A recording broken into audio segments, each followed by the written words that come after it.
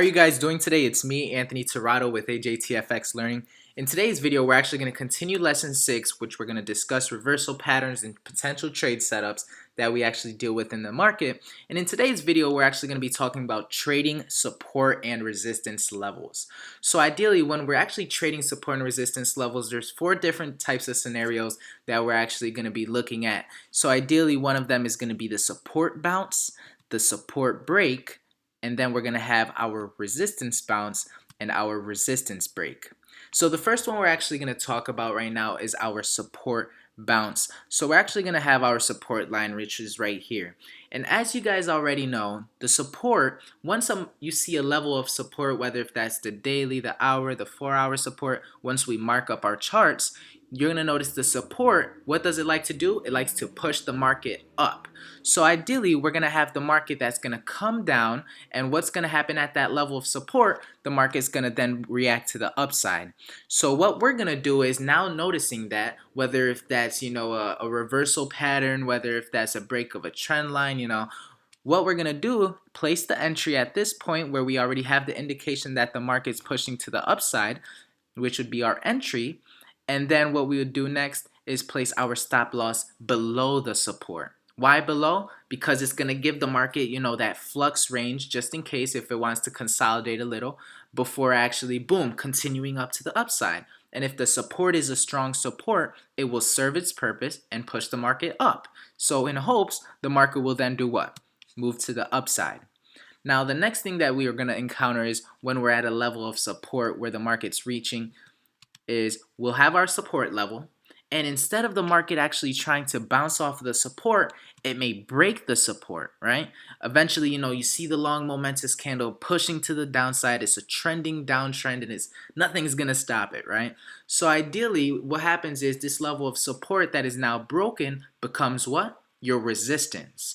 So we're going to wait, instead of getting in at that point, what we're going to do is we're actually going to wait for the market to come back up and retest this level of support, because now it's retesting what? Your resistance, because it broke that support, and in hopes, we're actually going to hope that the market pushes continuation to the downside. So we're going to see that momentum come, break that support, that continuation, which may be that retracement to the sideways to the upside, and then momentum back, boom, continuing our downtrend in this case. So then what would happen is we would have our entry at that point where we have an indication based off of confluence that the momentum and the trend is actually going to continue to the downside. And then what would happen is we'd place our stop loss above that support level, right? Above where you see that price at, that price that retraced the highest point, which is also above that support, because now it's serving as resistance. So it's going to do what? Push your market down.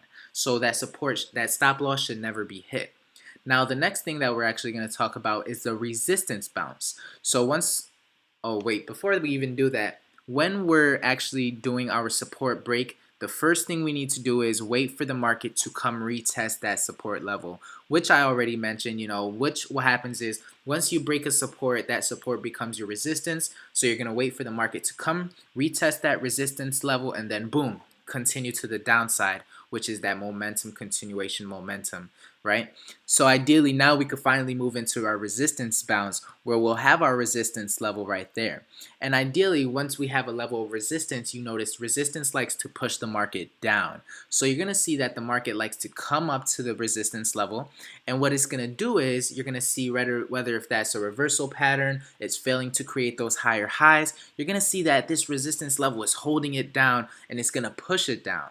So in hopes that the market is now continuing to the downside, or whether if that's, a double top, a trend line breakout, there's a bunch of different scenarios that we could definitely see that will hold that resistance level. So make sure we're confirming confluence, right? So ideally with that momentum to the downside, we're actually going to place our entry right there, and we're going to have our stop loss above that resistance level, because we already know the market has failed to create those higher highs. It's not going to come to this level, but we're going to actually make sure to manage our risk, right? And then with that, we have our stop loss above that price, hoping now that the market continues and now pushes to the downside, serving that resistance point, which is pushing the market down. Now, obviously, the next thing that you're going to see with the resistance break is maybe you have a market that's trending so hard to the upside that it actually breaks that resistance level and continues up, right? Now that it broke that resistance, it's going to serve as your support, because once the resistance is broken, it's now going to serve as a support. So what we're going to do is we're going to wait for the market to come down, retrace, and then what? Show us a continuation to the upside, where we would place our entry right here, and then we would, boom, push to the upside.